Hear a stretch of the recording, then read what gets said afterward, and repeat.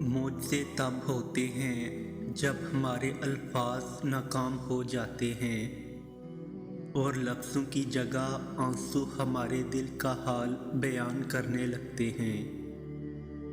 جب ہمارے صبر کی آخری حد ہوتی ہے اور تمام دروازے بند نظر آ رہے ہوتے ہیں، مگر دل پھر بھی کہہ رہا ہوتا ہے بس تھوڑا صبر اور راستے آپ کا رب خود بنائے گا ایک دن۔ یہ دروازے جو بند نظر آ رہے ہیں، ایک دن آپ کا رب ایک نہیں 100 دروازے کھولے گا۔ یقین رکھو جلد اللہ تم تک اپنی مدد بھیجے گا اور تم جان جاؤ گے۔ اللہ جب دعاؤں کا فوراً جواب نہیں دیتا تو وہ بار بار مانگی ہوئی دعائیں معجزے بن جاتی ہیں، اور پھر جب معجزے ہوتے ہیں تو پھر کچھ ادھورا نہیں رہتا۔ تمہیں معلوم ہے تمہارا صبر تمہاری سب سے بڑی طاقت ہے، ایسی طاقت جس میں اللہ تمہیں سنبھالے رکھتا ہے، گرنے نہیں دیتا۔ تمہارے دل میں آنے والے ہر خیال کا اللہ کو علم ہے، وہ جانتا ہے تم اپنے اندر کیا کیا چھپا رکھا ہے۔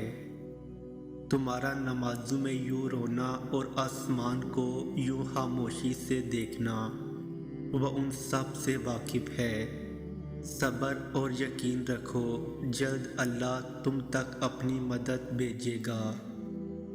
تم جان جاؤ گے اللہ جب دعاؤں کا فوراً جواب نہیں دیتا تو وہ بار بار مانگی ہوئی دعائیں معجزے بن جاتی ہیں، اور پھر جب معجزے ہوتے ہیں تو پھر کچھ ادھورا نہیں رہتا۔ دعاؤں میں حقیقت پسندی سے کام نہیں لیتے، اللہ سے مانگتے ہوئے اپنی دعاؤں کو محدود نہیں کرتے۔ جب اس بادشاہ سے مانگتے ہیں تو کھل کر مانگتے ہیں، پھر ممکن ہو یا ناممکن نہیں دیکھتے، پھر یہ نہیں سوچتے کہ آپ کی دعاؤں اور آپ کے درمیان کتنے بلند پہاڑ رکاوٹ بن کر کھڑے ہیں، یا پھر کتنے میلوں کے فاصلے ہیں، یا پھر کتنی کھائیاں عبور کرنی ابھی باقی ہیں۔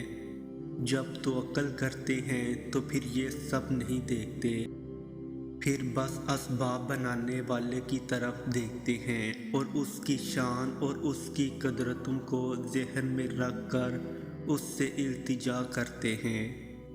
جب اللہ سے امید جوڑتے ہیں تو پھر ٹوٹنے کا خوف نہیں رکھتے، کیونکہ آپ کے اور آپ کی دعاؤں کے درمیان سارا معاملہ بس ایک حکم کا ہے۔